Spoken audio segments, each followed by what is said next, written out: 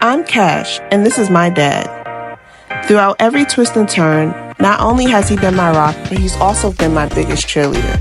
Together, we've navigated through life's challenges and celebrated its joys, always finding the strength in each other. Hi everyone. Raising my daughter on my own has been the most rewarding journey of my life. But with some of the help with my family, I've done the best to guide her, to be there for her. But she's always taught me so much along the way. Now, we want to share that moment with you guys. Welcome to Dad&Me. Hi guys, welcome back to Dad&Me. Welcome back to our channel. Hey,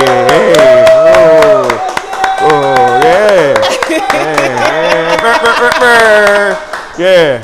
Welcome back to Dad&Me. I can't believe this is episode 5 already. I can't believe it either. I mean, I definitely want to make sure that that this is something that is bigger than what we think it is, and it's going to be bigger than what we think it is. So we appreciate you and the audience for tuning us in. Thank you for subscribing. Please, if you're viewing for the first time, subscribe to our channel. Like, comment, and subscribe. You know the deal. Share with your family and friends. But thank you for tuning in. This episode is titled Just Talk. We just want to talk to you guys, fill you in what's going on in our lives. Definitely. A lot has been going on and changing, so we want to let you know all the deets and all the tea.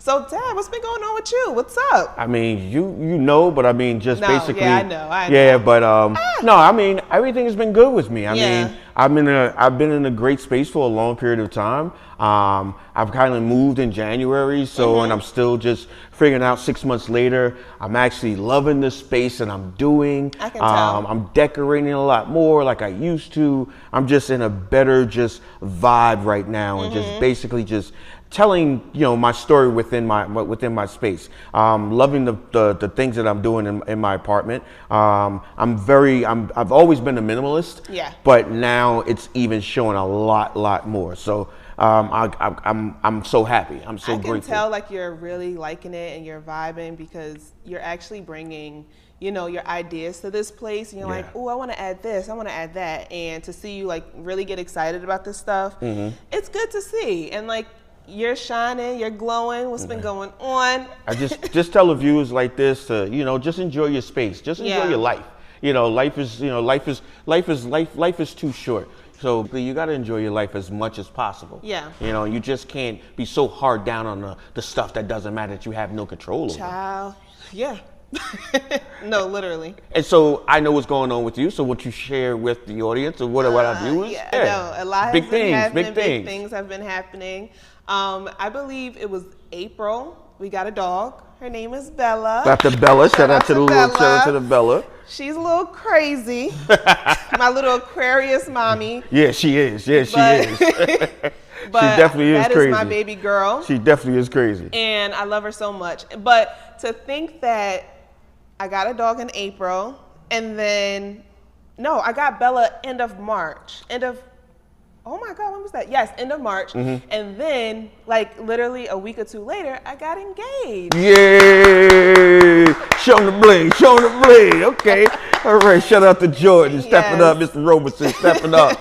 Yes, I got engaged. And how exciting was that? It was so exciting. And, like, I just remember crying for days. I was just so excited. I knew something was happening, right? Because you said that. I don't know if it was like woman intuition or like what it was, but I remember everything just started falling into line. And then I stood in the kitchen and I just started cracking up laughing.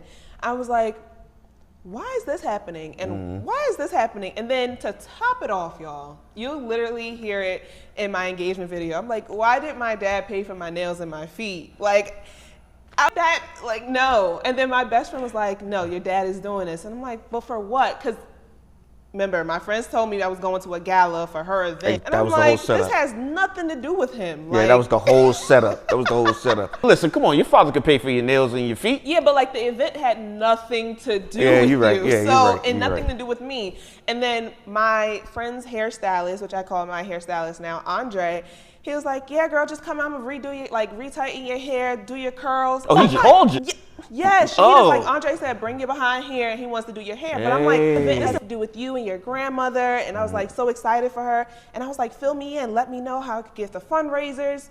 Ciao. I got out the car and heard my favorite song, and I was like, you girls ain't slick. Y'all ain't slick. See? But I should probably put the engagement video up on the YouTube channel so that people could see it. You should. I mean, on the YouTube channel, that's basically, if people don't follow you on Facebook and Instagram. Yeah. But you definitely should put it on the YouTube channel. It was a great event. It was a great night. Yeah. It was a great surprise. It was literally beautiful. I was happy that our family, everybody that was there that could make it was there. It turned out very, very well. Jordan was he was more nervous than you. I mean, the young boy had to go, I was like, yo, you nervous? He was like, yeah. He's like, I can't believe it's here. I was like, what do you mean you can't believe it's here? That you gave him a shot. That I gave him a shot. I had to take him to the bar. Then everybody started buying him shots. So he was so by the time you got there, he was a little bit comfy. He was a little bit comfy. He was just a little bit more comfortable than normal. I just remember him getting on the knee, and then I was like, are you okay? He was like, I don't know. I'm like, oh my God, this boy is crazy. He passed out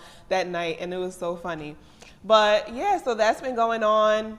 Work is new, I think, since is work new since we've been recording? Yeah, work is new. Work is new. Yeah. That's been going okay. Okay. All right. We're not going to talk about work. We're going to leave work out because work is always for the viewers. It pay the bills. It pay the bills. Your job is your job. But whether you like it and get paid well or you get paid poorly and you like the people. Okay. So it just happens. You know what I mean? So we're going to keep work out of this. So one of the things I wanted the viewers to talk about and want us to hear about is like some of the aspects that we always put into the show about us and the dynamics of us, growing up as a single dad and a young woman, and you becoming a woman being raised by a man.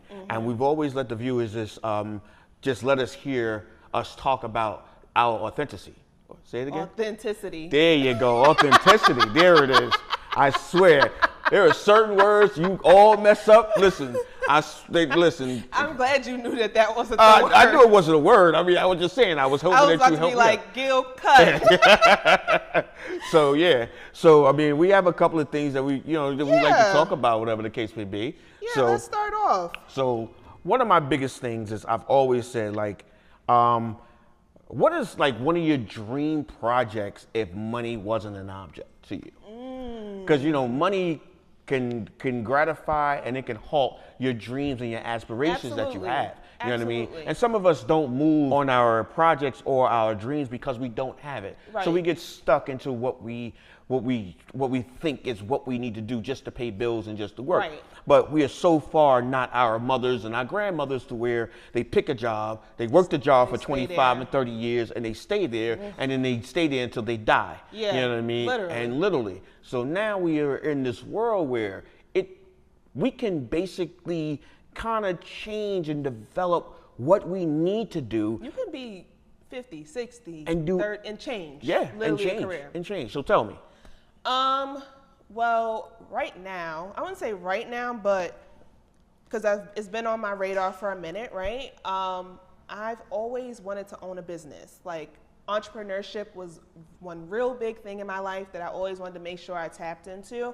But other than money, fear. Like, let's be honest. And I studied entrepreneurship in college. I passed that class with flying colors. Like, it was a great research class. Like, I got like 108 in the class. Like, It was the best class that I took, and it was my minor. Nice. So really good. So I knew that I never wanted to work for somebody for the rest of my life. I want to retire by 40. He thinks I'm crazy, but it's going to happen. Manifestation. Okay. You kind of like halfway there, more than halfway there. Business. But go ahead. Do what you do. Do what you do. I'm not the one to stop you. I'm always encourage you, but go ahead. So I want to open my own coffee shop. Okay. And eventually I do want to turn into a franchise, but I really believe in just making space for people of color and also just women and men, just somewhere for people to just hang out with great music, great vibes. But then I want to close for a couple of hours, go run around, do a little thing. And then at night, it turns into a speakeasy. Nice. And the same location, but you can't tell that at night it just turns into a different location. Hopefully somebody don't take my idea because I'm putting it out there. If you ask me, my idea sounds like your idea, but I'll put a twist to it. Okay. So turn it into a speakeasy where it's like BYOB, you know, but very classy and membership only. There's a dress code, there's an age limit, because you know, you can want one thing for your business and then the community and the crowd that comes in can change, you know, like your ideas for your business.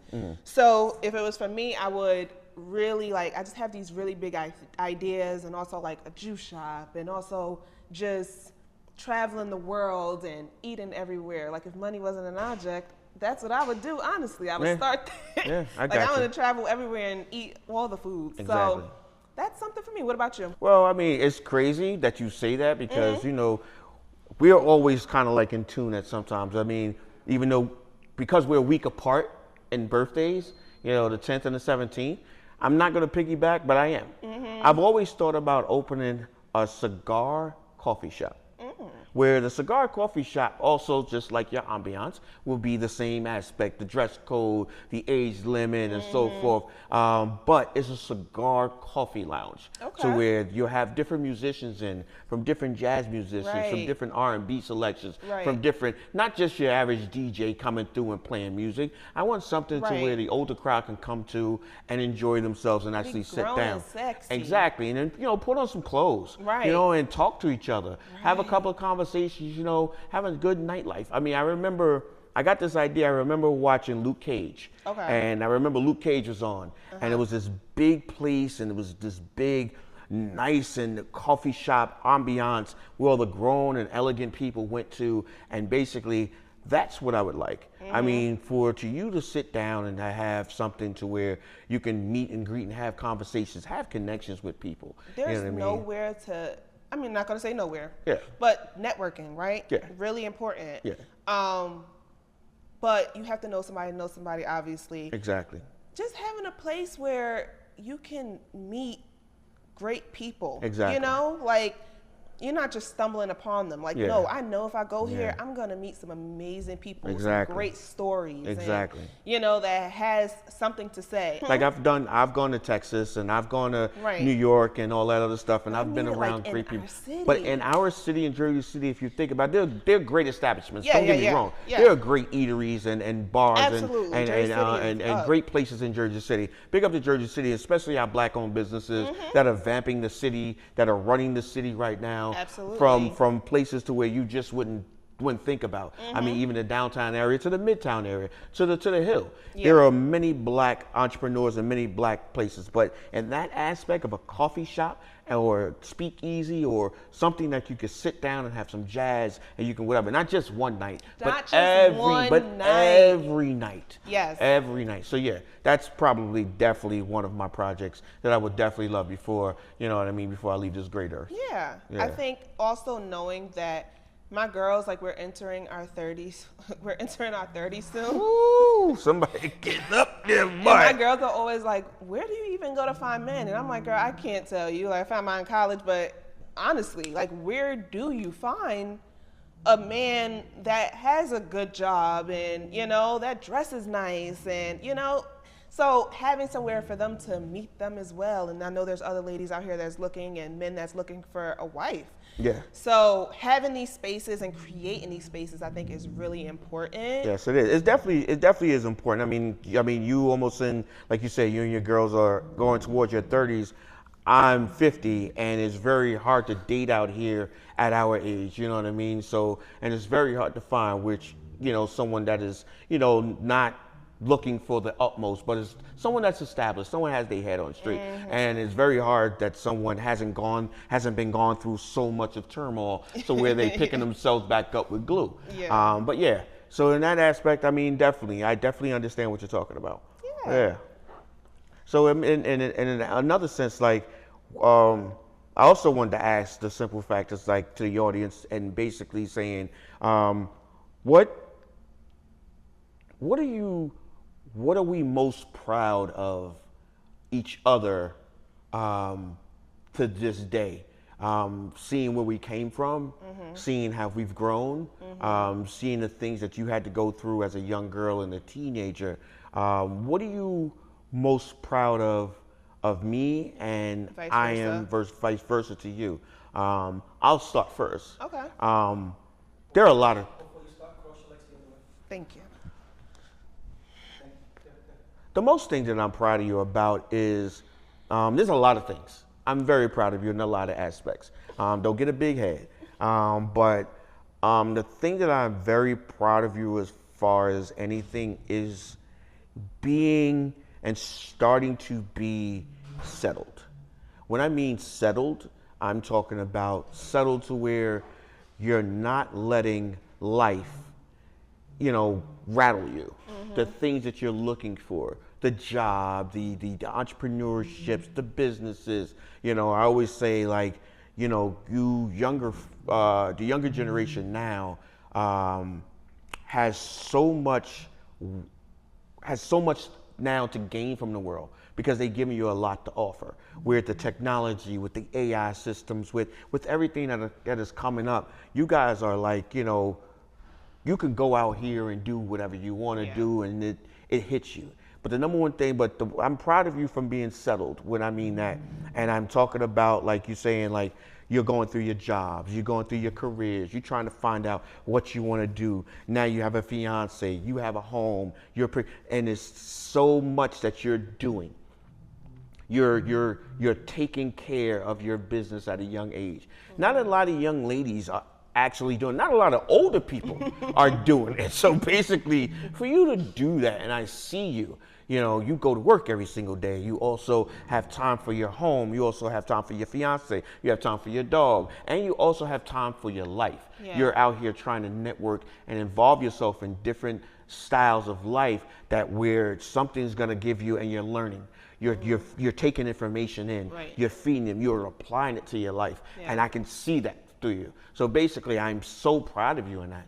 I am so proud that I can say, like, if you come to me, if my daughter comes to me and asks me for something, she's not asking because she's just asking. She's asking because she needs my help, because I know the other things she can take care of. But she's asking me because she's tried, she's done the things, she's did her homework, she went out here and tried to do it, and it's like, okay, listen, I'm at here's my dad. Yeah. Let me ask him, what his objective is, or give me some information, or put something in the line, and I say, oh, okay, I got it, and run with it. And it's not many, because you don't ask me for a lot, but you just ask me for enough. So yeah, I'm very proud of you about that. That's actually crazy, because in my eyes, I'm like all over the place.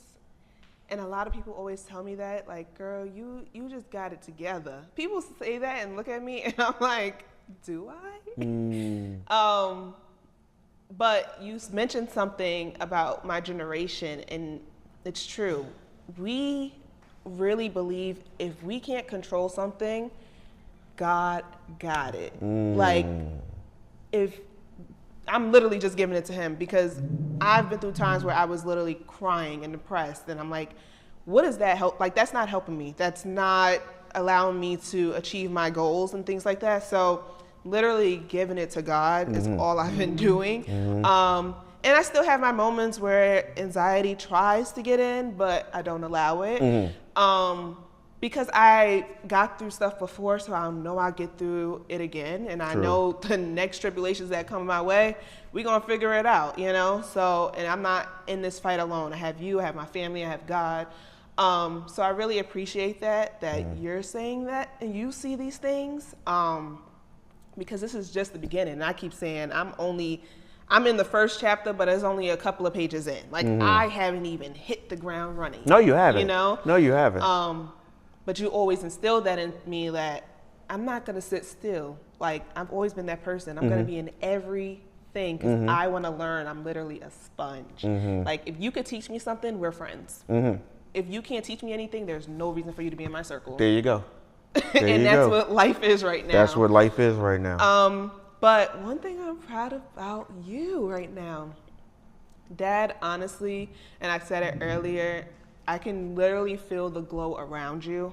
And I feel like you're finally getting back to a place where you truly, truly love yourself. And you're taking care of you. To see you like just make sure health and like the gym and just things like that I see you're so excited about, that excites me to know that my dad's okay. You know, like you're not married and so, like you live by yourself.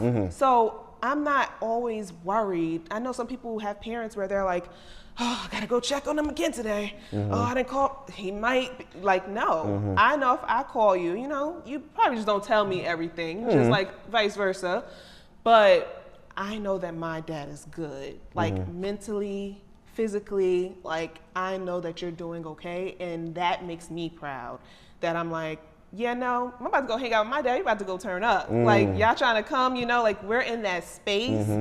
And that really excites me that I have a friend. You know, growing up, you're like, I'm not your little friend, but you're my friend. Like I get to call you and we get to just chat and talk about things that people are like, you talk to your dad about that? I do. Exactly. Like we're doing right now. Literally right like now. literally what we're doing right now. I do talk to my dad about that. Exactly. And I am just so proud of the man that you are. And with Father's Day coming up, thank you. It's just always a blessing to know that I had a father who truly, truly cared about me, but also cared about himself enough to do the work, you know? Because you got to take care of you first before you can take care of me, anybody else, love anybody else. You have to love you first. Definitely. So I appreciate that. proud of you. Well, thank you very much, daughter. I definitely appreciate ate that up. Yeah, you did. You gave me a little, you know, a little whatever, you know, a little hand clap. I made you cry? No, you didn't make me cry. No.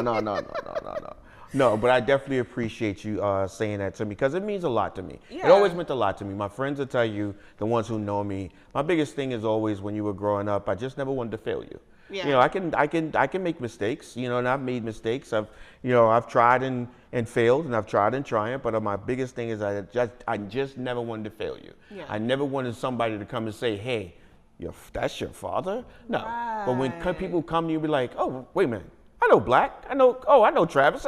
Oh yeah, great dude, or nice guy, or good whatever. Right. And your friends see it too. So when they gravitate to us and they gravitate to me and they call me dad, because you know they can come to me and talk to me when they can't even go and talk to their own parents, or they don't even have people to talk to. So that makes me feel a lot proud of myself. But thank you very, very much. And you should be proud of yourself. Oh yeah, you should definitely. be happy where you're at in life and what you're doing. And like I said before, I know you mentioned your age before, so I can say it. You can say it. You can say it. I'm proud. I'm proud. Shout out to the 50 plus. I'm proud. And you're still like evolving. You're still trying to find what's new. Like, what do I want to do next? Yeah, what I want to do next. Yeah. What I want to do next. Yeah. And all the dreams that we put out there before, it's going to happen. It's gonna happen. You know, listen. My mother used to say, your grandmother used to say, trouble don't last always. Nope. You know what I mean? And she also said, give it to God. You know, don't stress over things. Give it to God. God is going to give it to you when He needs to. You know what I mean? Because and trust me, He's shown you before. Yeah. He showed me before, and He showed other people too. So when you trust in God, all things is possible. Amen. Exactly. Okay, so I did mention that Father's Day is coming up. Yeah. Yes. Yeah. Yes. Yeah. Restaurants will be empty. Restaurants will be empty on Father's Day. You don't have to make reservations. Trust me. Just walk you know on what I mean? And trust me, because Mother's Day, you know what I mean, you couldn't get, you know, oh you couldn't my get. God. Yeah, you couldn't. Eat till like y'all 6:30. y'all couldn't get to the restaurant for Jordan's mother until like 6:30, Yes. 7 o'clock. And then y'all still didn't had, get the food. And still didn't get the food. You had to go to a drive-through to go. Stop it. You had to go to a drive-through to get food. That was crazy. But Father's Day, the restaurants will definitely be empty. Don't worry about it. Take your father out. Take your pops out. Take your grandfather out. Enjoy. Yes. You know what I mean? Don't put them on the barbecue because that's not Father's Day. Take them out. You know what I mean? I always thought it was crazy that like at Macy's, when you go look for Father's Day gifts on these like websites, it's toolkits, grills, like what? So we're putting them to work, lawnmowers, like Jesus. What dad wants a damn lawnmower? Like you're telling this dude, hey, I brought you a lawnmower so you can do the work tomorrow. You ain't got to do it today, but tomorrow. Today's your day. Today you ain't got to do it, but tomorrow the lawn needs work. So he gonna get on the lawnmower, and he out there pushing, and he's sweating the lawnmower, and now you got That's not a good Father's Day gift. That Father's Day gift ain't nothing. So what do you want for Father's Day? For Father's Day, what do I want? I'm using this time. Using this time. I mean, I gave you what I want. I'm very simple. I don't want to get you that hat. All I want is a dad hat. That's all I want. Oh my God, I'm like 30. You still want to walk around? Well, I'll be out of town during Father's Day weekend, but I will be back on Sunday to spend Father's Day and go to church. And if you want to do, basically, I'm very simple. I would love probably, just a regular brunch. You know what I mean? Listen, I love brunch. Everybody who knows me, I love brunch. Let's just go out to have brunch. Let's sit down, have a couple mimosas, have some food, listen to some music, enjoy a good vibe, you know what I mean? So I'm looking for things right now. If it happens, it happens. If it doesn't, it doesn't. But as long as I'm with my family, as long as I'm with you, I'm okay with it. Yeah, I heard that he ain't say no gift. I'm surpassed gifts. I mean, I'm surpassed gifts. You get older, you're very surpassed. It's hard finding you a gift. It's not that hard. Oh my God, yes it is. I mean, I'm not that difficult, but I'm not that easy either. No, you know what I mean? So, and then it's like hard to get somebody that has a little bit of everything. And then also, I feel like your taste is always changing. Same with me. Like, something's always changing. You're like, I don't really like that anymore. You could have got me the new Armani cologne, but I got it from. Got one. I know, I bought it for myself. I mean, I'm sorry. I mean, I just couldn't. You didn't even let me get it. He called me at the mall, like, oh, I'm about to get this. Okay, like, why wouldn't you just say, this is the cologne I want for Father's Day? Then I just would have went to the mall. See how easy that would have been? I'd have walked my behind to the mall. They got accents at the mall in Macy's. They throw me off with the accent. You know what I mean? They like, they say, mira, papi, you know what I mean? No. They say, mira, papi, you get the money, you get the gift and everything. I said, what gift? She said, no, the free gift. I said, the free gift? I said, what's the free gift? She said, you got to buy it and find out what the free gift is. I can't tell you what the free gift is. I'm like, so what? Now you got to know what the free gift is. So now I got to know what the free gift is. And I was like, all right, cool. She's like, oh, no, you get the 50% discount and the 30% discount. So I'm looking on my phone trying to find the 30%. I couldn't get it. So I was like, all right, cool. It's cool. It wasn't even that expensive. When I got the free gift, you wanted to steal a free gift when I showed it to you. It's a nice Armani bag. You know what I mean? Then they gave you samples inside. I was very happy. I'm very, very happy. Okay. Very happy. I was very happy I got that. But they threw me off with the accent. She sounded so nice, you know me. Shout out to the Boricuas, because they, what I mean. Shout out to the Boricuas, because they throw me off. The women, I can't resist. You can't help yourself. I can't resist the language. You know what I mean? So I didn't know. The next thing you know, she ringing me up. I'm giving her my card. I'm like, oh, she God. done got you. Yeah. And when I walked away, she said, "Thank you for coming." I was like, yo. Gotcha. Oh, she really got me. She really got me. Wait till I see her again. You gonna go back? Yeah, I'm gonna go back. Something. Exactly. I'll definitely get you gift something. For Father's Day. Yeah, no. So, the top. So, real quick, since it's Father's Day, I wanted to touch on who do you think the top 5 TV dads are? Wow. The top 5 There's TV a lot. dads? There's a lot. And maybe should we go from 1 to 5 or 5 to 1? Because 1 being the best. I mean, and 5. do we have to put it in order? Because that's very tough. You're right. I mean, we could just say it. So I'll say and you say, and we'll do it like that. We'll Who see you think? if we Okay. agree. All right. So one of my top TV dads of all times is going to be James Evans Sr. from Good Times. Woo! John Yes. Eagles. I mean, listen. Growing up. You know what I mean? In the late 80s and early 90s, you watching Good Times, and it's still on the reruns now. Watch Good Times. And and the way they put the production together, whatever the case would be. And I don't know if anybody else could have played. Oh, absolutely James. not. I don't know if he could have played Mr. James Evans. Absolutely not. And the thing is, the thing that he taught you was, you know what I mean? He was there. You know what I mean? In the times where, fathers were projected in certain times where the fathers weren't absent, or whatever the case may be. But at the same time, as a kid growing up with a stepdad, seeing my dad go to work every day, come home, sit down, my mother have a hot meal for him, tell him about his day, go to bed, get up, drink his coffee, go back to work, be there, being steadfast. That was James Evans. Yeah. And we can relate to that. Yeah. Not only was he a disciplinarian with his own kids, he was disciplinarian with other kids too. Yeah. There was many episodes that he was, exactly. And one thing he made sure that his kids understood was the fact that you could be anything in this world. Don't let nobody tell you nothing different, and don't ever, ever, ever say no. You can't, nobody can tell you no. You have to go out there and get it. Don't let nobody tell you that you can't have it. You have to work hard, no matter how much you have or how less you have. And they made it work for the better. Growing up in the projects, everybody had the same thing. Right. We didn't know everybody was poor because everybody had the same thing. So basically you were striving from paycheck to paycheck. There was, you know what I mean? There was, everybody took care of everybody. We all had our Bologna Woods, and we all had our bookmen, our janitors, and we all had our friends or whatever the case may be that we can talk to. So Right. James Evans, he's one of my TV dads. I think I'm stuck between two. I'm gonna say one because I feel like you're gonna say the other, but Danny Tanner. Now I don't remember his real name. Danny Tanner. Oh, you talking about Full Full House. House. So okay. His wife died. What was his real? Yes. What's his real name? What was he? Oh, he actually passed away a couple of years ago. Yeah. Yeah. I forget it. He was actually a comedian. Oh really? Danny was a comedian? He was a stand-up comedian. Oh wow. And go ahead. Tell me why you think Danny Tanner.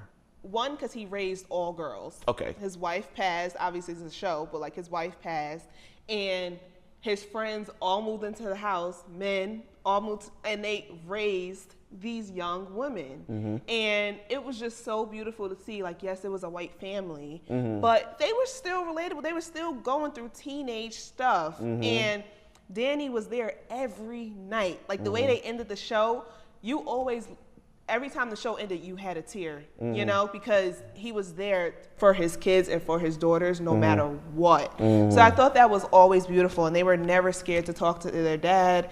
And like you said before, just being there. Yeah. Like he showed that in the show, no matter what he had to do, he had to get back to his girls. So I thought that was beautiful, and I always think about like Full House and rewatching it all the time. He's definitely one of my dads. Okay. All right, great. My other dad is definitely Uncle Phil from The Fresh Prince of Bel-Air. Yes. God rest his soul as well. Growing up, you grew up with that television show. I kind of grew up in my later years in that television show. Just seeing him also. Now, him, you know, coming from where he came from and becoming a lawyer and taking care of his family. Living in Bel and Air. living Like, in he Bel was Air, living in it. a nice house, being a lawyer, becoming a judge years later, bringing his nephew from West Philly to come in, Will Smith, teaching him values, and also learning also from his kids, being there, being present, helping his kids navigate through life. Right. You know what I mean? Making And sure. never spoiling them. And never showing the other spoil. than Hillary. But the one thing that stood out to me is the simple fact, because in the world that we lived in at that time, and it is hard, and especially now even too, it was always projected that we as black families lived a certain way. We were only lived to look at as the poor. You know what I mean? We're only looked at as the, you know what I mean, as one and put in one space. Okay, yeah. But when you have Uncle Phil, he can show you, listen, we could all be lawyers. Yeah. You know, Aunt Viv, she can be a professor, have a PhD. Shout out to dark skin Aunt Viv too. I don't know where they got the light skin Aunt Viv from. You know what I mean? But that was crazy. You know what I mean? She wasn't thorough enough for me. But dark skin Aunt Viv, Crazy. shout out to her. But he showed you we can become successful. Yeah. And be successful black people and still go through the same things that black families go to, no matter how much money we have, but at the same time teaching your kids the same values. Yeah. You know what I mean? The episodes that they have with the drug abuse or the alcoholism or the car accidents or getting detained by the policeman, you know, while driving while black, you know what I mean? And going through the proms and going through all of this stuff. Right. I you know, it stuck to you, you know what I mean? Him going through a whole bunch of stuff, you know what I mean? So marching with Martin Luther King and showing those type of aspects. And also showing young fathers the fact that being not just in the household, but being part of the household. Yeah. Having a pulse on what's going on around in his family to make sure that, you know what I mean, before things get out of hand, he's there. Right. You know what I mean? Growing, raising a young daughter like Ashley, Tatiana Ali, and, the writers understood the simple fact he's a black father that needs to be present when she's going through her tough times with the boys and the sex and also the music and also quitting school and getting back into school, those type of things. Right. So it also helped me too kind of raise you. Those are the type of things. Having examples on television, it was like, oh my God, all right, I can use that type of stuff. Yeah. So it really helped me. So shout out to Uncle Phil. Shout out to Uncle Phil, R.I.P. Okay, I just thought about one. Carl Winslow. Carl Winslow, Family Matters. Carl Winslow, Family Matters. Because he took care of Urkel Crazy behind. Yeah. I really met Urkel Peoples, right? Yeah. But I remember, yes, he had his daughters, and that one daughter that went upstairs and it never came back. down. Yeah, we ain't gonna talk about that. We gonna leave that to them. Yeah. Is a question And that you know what? everybody has. And guess what? They've had podcasts and episodes, and they Trying to talked find out. and they talked to each cast member. And none of them actually came out and said exactly what happened. She went upstairs and they're like, what? Jaleel White said something in his book. I have his book. He said something about it to where she wasn't really great acting and she would miss lines and she would miss cues, and they said that she wasn't really prompt. But they could have brought somebody else in to play her. They you know what I did mean? it They in did on My Wife and Kids. I mean, one time Katie was dark skinned, next thing you know she was light skinned. You know what I mean? They could have done that. I mean, like Aunt Viv, dark skinned, Aunt Viv, light skinned. They could have done that. Yeah. But I think when I think of Carl Winslow, I think of his relationship with Eddie and raising a young man. And they wasn't poor. No, they had a big old house. Yeah, he was a cop. Yeah. But even showing that side of him being a cop and how respected he was in his field, his son was still a black man. Yeah. And I remember this episode where Eddie got in trouble, and then they was like, "Oh, this is your son?" Like, at the end of the day, still a black man. Exactly. So Carl always stepped in for his kids and always taught them lessons. Always taught Every them episode, lessons. you had to learn a lesson. Always taught them lessons and always bailed them out too. Always let them go through it, but bailed them out. And it was really good to see, he was a man, you know, he took care of the household. And you got to see that on TV. Okay, so one more. Hold on. Before we get off Carl Winslow, yeah, they replaced the mother, Harriet, dark skin, with the new light skin Harriet in the last year. So you didn't even know that. Yes. It was actually the lady who played Gina's mother in Martin. Go back. So the last year, they changed her into the light skin. So basically, it was Martin's mother that played Gina's mother that played Harriet in the last season of Family Matters. So you got to look at that. So yeah. Fun fact. If you didn't notice that, fun fact. So my last one, you may criticize me for saying this, folks. No. You may criticize me. We're talking about TV dads. We're not talking about things that happen on the outside. We're not talking about things in life because things happen, like, you know what I mean? Like when we talk about music and all that other stuff. My last TV dad is Bill Cosby. Yeah. My last TV dad is Bill Cosby. And I'm going to show you why. Had to. I'm going to show you why Bill Cosby. Bill Cosby is the most creative, innovative producer we've seen in black television probably at that time in the last 20, 25 years. The Cosby Show lasted, I believe, 8 to 9 seasons. Not only did he give us the understanding of you could become and work hard and be a doctor. Your wife could be Felicia Rashad, who's still beautiful to this day. Oh my God. Her and her sister. Oh my God. Her, Debbie Allen together. Oh my God. You could be a lawyer. You could be very accomplished. Yes. You can raise 5 kids in a household. In a brownstone. In a brownstone in Brownsville, in Brooklyn. Have loving parents. Yeah. Going through it with the kids, going through college. One wants to be a lawyer. One wants to, Eddie doesn't even know what he wants to do. Going through bad grades, the writers, and he executive rewrote that, and so forth, whatever the case may be. Sandra, Denise going off to school, and Hillman. That's the aspect right there. He gave black kids the understanding of HBCUs. He did. When HBCUs weren't thought about in the early 90s, you've seen them. Shout out to my older sister, Apostle Grant. She went to Howard. I heard about it, but it wasn't instilled in us. Mm-hmm. But when you saw the Cosby Show and you see Denise go off to school, but you see Cliff walking around with these Howard sweaters, Grambling sweaters, Texas, state, you know what I mean? He had a swag, and you were like, well, where were these schools? And then you find out they're HBCUs, and then you found out there are people and kids that look like us that go to these schools, and then now you do your research, and you find out like guys like Spike Lee, Stephen A. Smith, you see Will Packer. You see a bunch of iconic superstars and filmmakers that have gone to HBCUs, that have gone out and done a whole bunch of things.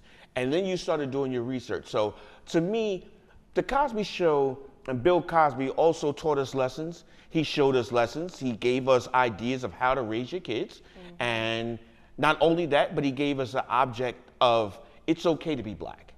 It's okay to be a black man in America. It's okay to be a successful black man. Don't let nobody tell you that you can't be a successful black man. Don't let anybody tell you that. There's nothing wrong with raising and disciplining your kids, but have fun in doing it and teaching them lessons. Because he surely did. Disciplined his kids. That lesson I showed you that one day when you wanted to act up, and I took all your stuff out your room, and when you came home, you had nothing in your room, and I told you didn't live here anymore, and if you wanted to buy your stuff back, I gave you Monopoly money. From that episode that he's done, that's what I did to you. And those are disrespectful. Do you remember that? Yes, I do now. Exactly, which wasn't the cry. You cried. You definitely cried. You did a lot of mean stuff. Like when you walked in your bedroom, there was no bed. There was no bed in your bedroom. Yeah, you had to buy everything. You had to buy everything back. I didn't do a lot of mean stuff. What parent knew that you need to clean your room? Okay, I clean on the surface. Okay, cool, whatever. Jordan still says it now. He used to take you'll be like, okay, I'm done cleaning. It's Saturday. Where are we going? You'll go, it's not clean. And you'll just wipe off the dresser. Be like, look at that, all that dirt. Yeah, because you cleaned around. Because you cleaned around the figurines. I had a day bed. And until this day, that's why I be thinking I'm the handyman. Had a day bed. He'd be like, no, here's an Allen wrench. This is how you use an Allen wrench. Go unhook the bed. Each time I had to clean the room, unhook the bed, take the mattress off, take the bed apart, clean under the bed, put the bed back together. Yeah. But it gave you value. It showed you values. It showed you hard work. I didn't do it because I just was doing it to be a mean father. I did it so you can understand that it's hard work, that there's nothing about spraying around of a book and cleaning around the book. There's always dirt and stuff that you have to get inside. So now when you clean your house, how do you clean your home? I'm extra, but we know. And shout out to me. Thank you very much. I don't think Jordan gonna say shout out to you. Job well done. I mean, listen. I think Jordan gonna be like, you the reason she. Listen, as parents, we out here. Listen, I don't have small children, so I'm not out here trying to teach kids anything now. But I know for one thing that the kids that had to go through the things that I went through when we were young and we couldn't leave the house until our house was clean, we brought it to you guys, and now you are doing the same exact thing and making sure that your home, before you leave, sometimes, but before you go to bed, there's no dishes left in the sink. Absolutely. Your floors are mopped. You mopped yourself out the house when you leave. I'm still the same way. Mm-hmm. And it shows you value. So now when you get an Allen wrench, you know how to put a chair together. When you get a hammer and nail, you know how to hammer. When you get a screw gun, you don't have to wait for anybody. You got to do it yourself. Yeah. That's why I think now having a dog be driving me crazy. Exactly. That girl be peeing all over my house. Hey, nobody tell you to get a little piece of dog. I mean, listen. Don't call your granddaughter a piece of dog. That is not. That is your granddaughter. He told the dog to call him Pop 2. Yeah, Pop 2. I am Pop 2. Even if one day if you have a child, I will not be pop. I will not be granddad. I will be pop too. I'm a cool granddad. There's nothing wrong. You don't want to be called granddad. Heck no. That don't even sound old. That's It your grandbaby. We evolve. You know I what guess I mean? they got grandma. Grandma, if they can be grandmas out here, oh God, when I heard that, I'm like, what the hell is a grandma? I was like, y'all just making up words out here in the streets. Making up stuff. Okay.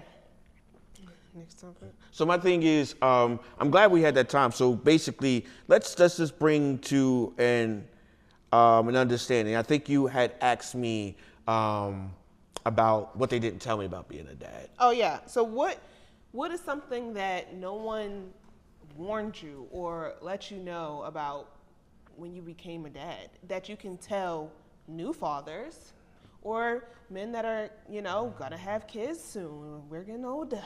What's going on?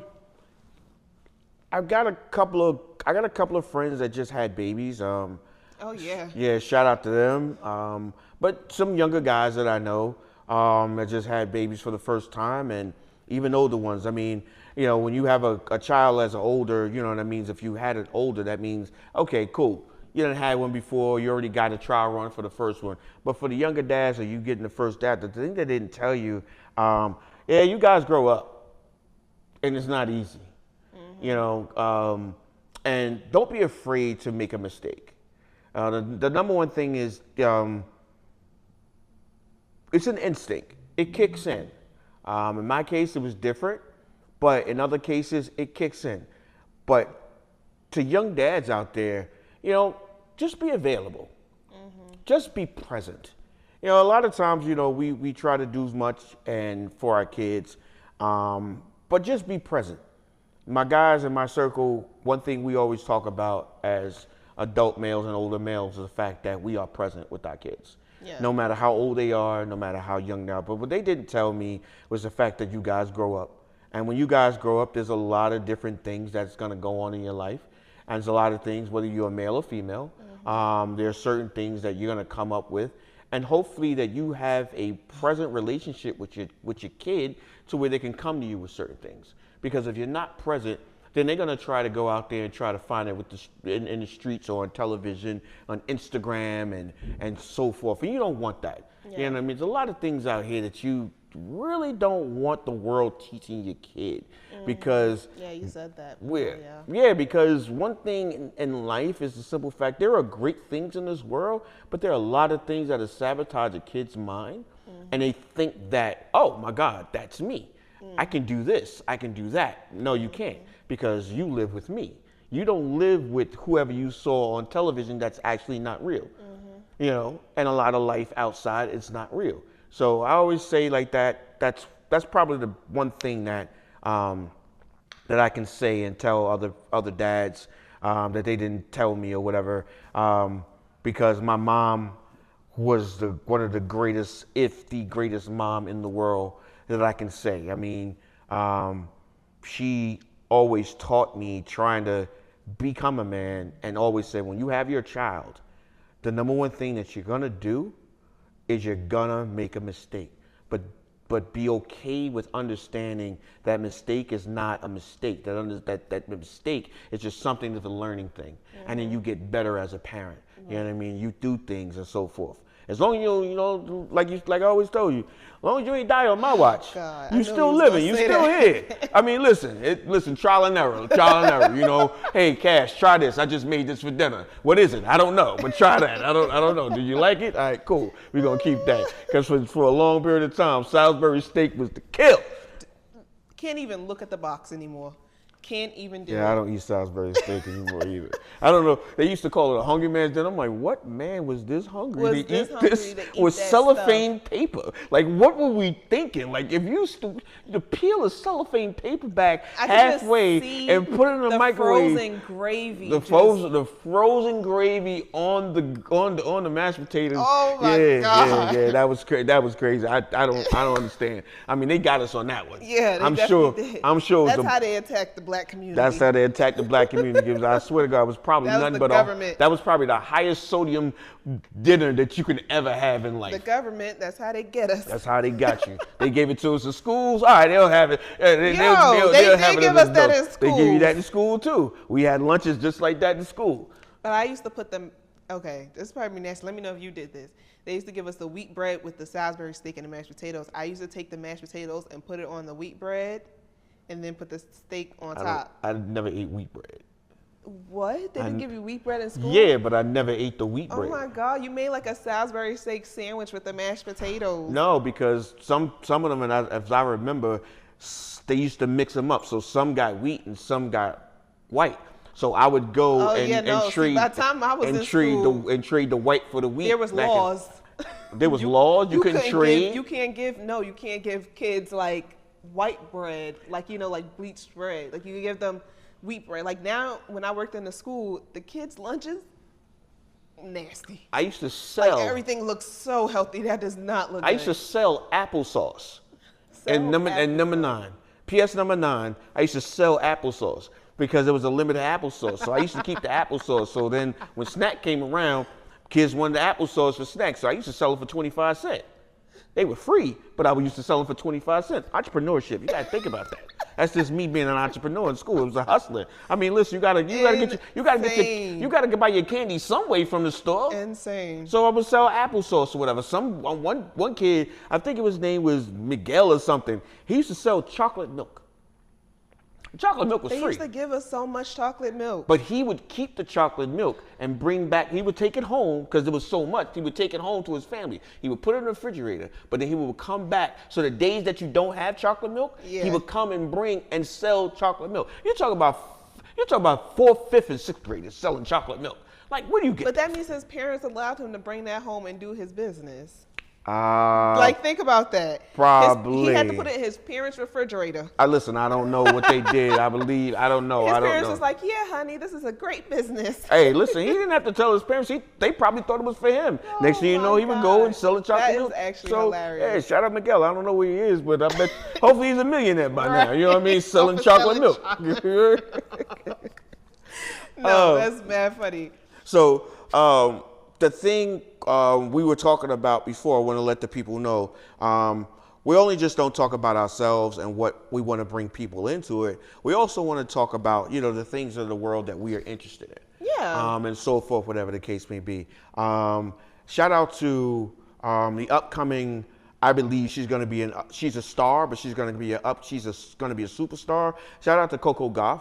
At the age of 21, she is a superstar. Winning her second title, her second major title. But first French Open. and first American-born female to win the French Open, and at her age, 21. So shout out to at 21 years old. So sis, what she did was, and I just seen an Instagram post. Gabby, I guess, did this when she was. Trying to win her title or whatever, basically write down what you wanted. Like she manifested this obviously forever, but she wrote down, I will win the French Open 2025 like 6 or 7 times on like just a regular white piece of paper. Wow. Regular white piece of paper. Wow. And this was in like 2021. Look at God, the manifestation of God. Like what? Yeah. You go, girl. Yeah, just listen, you have to believe in yourself.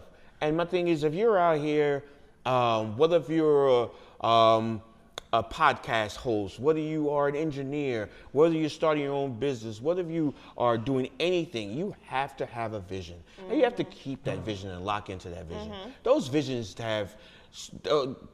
will never die if you keep them alive, no matter how long it takes. And for her to have it, it brings me back growing up when you were young with Serena and Venus, and with their father and so forth, and what he manifested in his daughters. So what he saw in them, and the potential that he saw in them, having 2 major superstars in his home, knowing if he manifested that in them, and this is what they wanted to do, he was going to allow them to do it. But he never let them veer away from it, because you're not going to waste your time. You said you want this, go ahead and do it. So shout out to Coco Gauff for actually writing that stuff down and so forth, because I've gone to 1 U.S. Open in my life. I would love to go to the next U.S. Open coming up, I believe, in like July or August. So I've talked about it. So I would love to. I usually don't follow, but I need to. I haven't watched like tennis and stuff since grandma passed. Like she used to watch all that stuff. Yeah, we used to watch all that Oh stuff. my yeah. God, you just sit in front of the TV. Yeah. But what's something that, I know we talked about our dreams and like if money is not an option, but what's something that you're manifesting right now? Or if you don't have anything, tell the people like something that you want to start manifesting and putting that energy towards.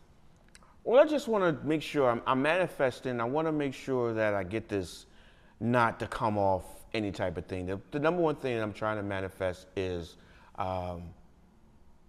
putting something out there in the next 3 to 4 years to become a political staple in our city of Jersey City. Okay.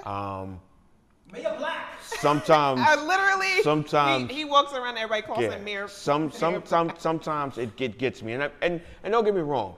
What we're talking about right now, actually, this is the reason why I'm not in it today, because I let it stop me. I let people stop me years ago when I talked about it or whatever. But now I can see it wanted to become something that I really want to do, as trying to be a political figure and a staple in this city. I work with a lot of city employees. I work with a lot of councilmen and councilwomen. I've gone to and I go to a lot of political events, a lot of fundraisers. I've had conversations with a bunch of people in other cities. Mayor Bras Baraka, who's running for governor. Please get out and vote. I've had conversations with the legendary Cory Booker. I've also had conversations with our own councilman at large, Danny Rivera, who we've always had a locked-in relationship before I even worked for the city. He's a great councilman, great guy. He's someone for the people of Jersey City. He's a Jersey Cityan. Great father, great husband, and I'm not just saying that, but I also see our younger generation growing up like Jerry Walker. We went to school together. Shout out to Jerry Walker. Hopefully, and good luck to you running for assembly. Sampson, who's his running mate, who's running for assembly. But yeah, that's something that I'm actually manifesting. Okay. And hopefully, with God's grace and God's health and my good health that I'm working on and working to keep, that could be something that can come to fruition. Congressman Black. And it is already done. So, what about you? Is there anything that you've been manifesting that right now you could say, okay, I know I got a lot of different things, but when I put it all together, what is it? I'm manifesting that everything that's on my timeline right now, I can actually accomplish. Starting with finding a home for myself and my family that I'm creating, and not just any home. Because I always was like, I don't want to buy a house, and no, I want the house, and I want the big wedding, and I want to finally work in a field where I'm excited and I'm happy and I feel me growing. That is what I'm manifesting for myself. And I see it, like I know it's not far. Like I literally can vision it and like it's literally right in front of me. Gotcha. So I know that it's close, and believing in that. I seen a post, some girl said, God doesn't have a budget, so ask for it. Wow. And when I mean that, Powerful. That's powerful. That's powerful. And I mean that punched me because I was like, oh, we're just probably gonna, maybe we should just do a courthouse wedding. Maybe we should just elope. Like, I don't really got it right now. And then, oh, we're gonna look for like a small apartment. And then I seen that video. I said, no, God, actually, I want this, like, and believing in it and having that faith. So I'm manifesting the life that I know Kashmisha Johnson can have. And what God has planned for me is actually going to come to fruition. Good. Can't pinpoint one little thing right now because I have so much. I know you do. Your brain is always moving. Yeah. But that's great. I definitely understand that. I mean, that's a good one. I mean, and it said, And it's it's done. done. Exactly. Okay. You know what I mean? Sometimes you got to put it out there. Let's speak it out in the world. A lot of times we hold a lot of stuff in and we manifest it to ourselves, but at the same time, you know, we speak The power of the tongue The power of the is- tongue is miraculous. Yeah. The power of the tongue is everything.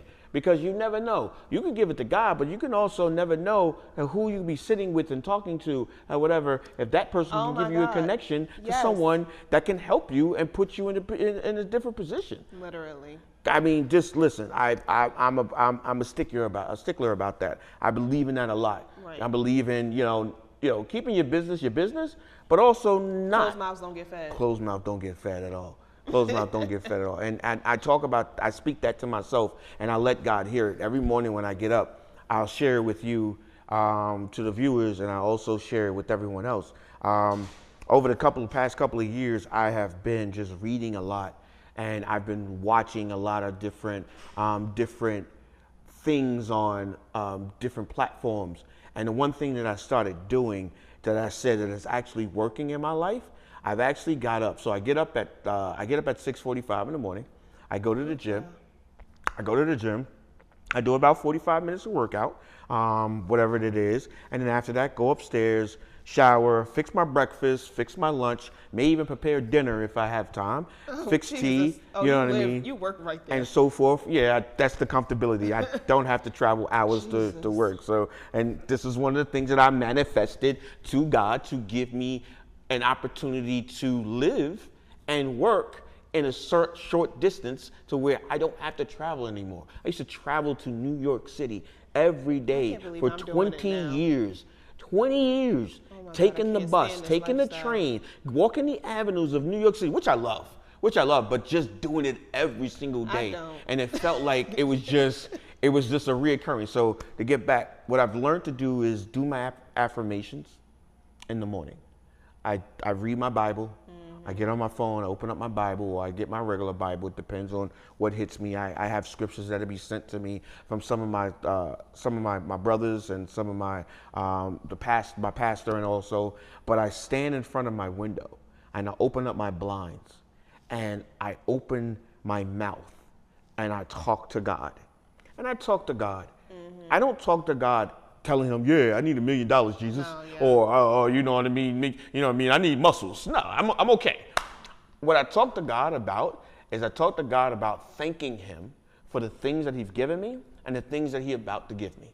I thank him from keeping my family in good health, from keeping us from the grave, burying anybody of our loved ones, keeping you safe, keeping people who I know safe, and at the same time asking him for favor, asking him for guidance, asking him for things to put in my life that needs to be put in, and the things that doesn't, please remove it. Yeah. Whether it's people or whether it's things. Ooh, but you gotta be ready. But you have to be. You gotta be ready for that. Yeah, exactly. Because what's for you is for you. Yeah. And when he gives it to you, you better be ready to receive it. And I've seen it.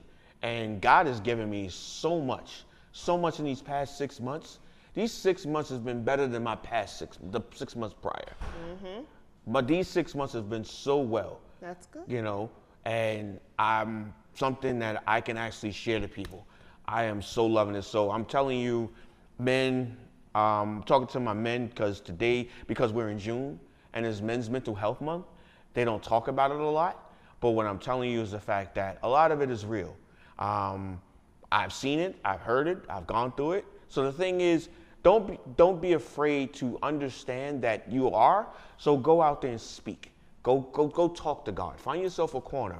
Open up your mouth and talk and manifest something that you want, the change in your life, and God's going to give it to you. Amen. And you know that saying, he's not going to give it to you when you want it, but he's always on time. Always. Yeah, on time. he's always on time. Always on time. Oh my God, yes. This year, I feel like it started off a little rumble. But you're absolutely right. And that honestly opened my eyes a lot from what I'm going through right now. But yes, with Men's Mental Health Month, definitely talk to someone. I know you're in the men's mental health group. Are you guys doing anything? Are you guys planning any events soon? Well, no, we're we just try to get together every now and then. It was great when I used to live in my old building. I've kind of like, kind of trailer, but we kind of like still text each other on a side note, individually. And if I see them or they see me, hey, Right. Trav, let's whatever, hey, Trav. And I talk to my brother Gil about certain things. I talk to my brother Ace about certain things. And we talk to Seth. And then I got my other brothers, my circle, my business partners. And we always talk about, we sat down, me and Jared was just sitting down the other day in the car about talking about things. And we were just, and he was just here in my apartment. And we were just, just talking. And it's something that we do as brothers. We talk. Yeah, I think You know it's what I mean? important for men to have that circle. Yeah, because it's very tough for men because we're not programmed and we were never programmed to talk about our feelings because we're afraid that we get talked about or it's something that be used against us and so forth. And no shade to women, No, but it's real. at the same time, it's real because you're not supposed to seem like you're soft. Yeah. You're not supposed to seem like you're vulnerable. Like you're you not always supposed, have it like together, you but always I'm have it like, together. You know what I mean? So you're a human. it's kind of like we're human. It's kind of like it's kind of like when you come home from a hard day's work or some things going on, and you walk into your house with your wife or your girlfriend or whatever, and she's telling you about her day. Oh, let me tell you about my day, and she's going off and off, and then after that, she doesn't ask you. Yeah. Or if she does, you keep it quiet, and you keep it to a minimum. You can't say, "Hey, I broke down today. Hey, this happened." You know what I mean? They cut my salary. They you know what I mean? I may lose my job. You know what I mean? You can't do that. And it is difficult that some of us live in this world like that. Some of us don't, but some of us do. Yeah. You know what I mean? And then at the same time, a lot of us men, we are prone to be the breadwinners and we could take control of the house and we pay all the bills and we do all of this and do all of that. But the second that we show some type of vulnerability, we get talked about, or lack of, we get talked about. Yeah. And that's very sad. That's very sad that you could do all of this and be Superman. And all of a sudden, one day, some kryptonite comes into your life. And the next thing you know, you're looked at as something else. Right. And it's crazy. I think it's a difference if you was a deadbeat 365 days. Yeah, exactly. But if you want to take a good 20 out of those days, like, go right ahead. Exactly. One day, and I'm speaking to the women right now. Yeah. If you got a man and he's a good man, one day take something off of him. One day say, I got this, just like you want him to do for you. Right. A lot of people don't realize that, men have feelings too. Right. Sometimes men want their woman to say, hey, I got this. Right. You know what I mean? I get up every single day and I take care of the kids and I bring the kids to school and I drop them off and I go to work and I pick them up and I bring them home and whatever, and I bathe them and I put them. No. One day, hey, sit down and have your breakfast. I got this. Or one day, no. Don't worry about this. I got your hair cut this week. Or one day, don't worry about that. No, I'll take care of it. Those type of things actually matter sometimes. And if you just do it on Father's Day, what are you doing the other 364 days a year? Yeah, that's true. What are you doing the other 364 days a year? Ladies, you got to get better. Got to get better. Got to get better. Do better. Got to do better. Okay. I want to also, on another note, I want to talk about, like we said, some things that are happening in this world today and so forth. Juneteenth is coming up. Yes, it is. Juneteenth, shout out to Juneteenth is coming up. Juneteenth is coming up. There's a lot of good festivals that are coming up. Yes. There's the All About Us. I'm putting a plug out. There's an All About Us concert coming in Lincoln Park on Juneteenth. Okay. It's gonna be starring, I would say, Mario and someone else. I can't remember the other artist. But tickets are on sale if you go to newjersey.gov. I believe it is where I got mine from. And also it's on social media. There's some other things that are going on in Juneteenth that I'm going to be going to. Liberty State Park is doing a big event too. Liberty State Park is doing a big event. There's a couple of events in Harlem. If you're out there in the New York City area, there's some couple of things that are going on in Harlem. So just check out your local Instagram and Facebook and wherever your platforms that you get your information from. This year I really thought that, I have too much going on obviously now, But I was like, I wanted to go down to Jersey Shore and like me and my girls like get a me and my girls go down to the shore and get a house and do like the way people do for like July 4th and they go crazy. I want to do that. I got too much going on, engagement party coming up. So hopefully next year we can do that. But yes, Juneteenth is coming up off work, child. I might take off the next day. Yeah, you I might take listen, off if you're the not next off on day. Juneteenth and you Quit. black, take off.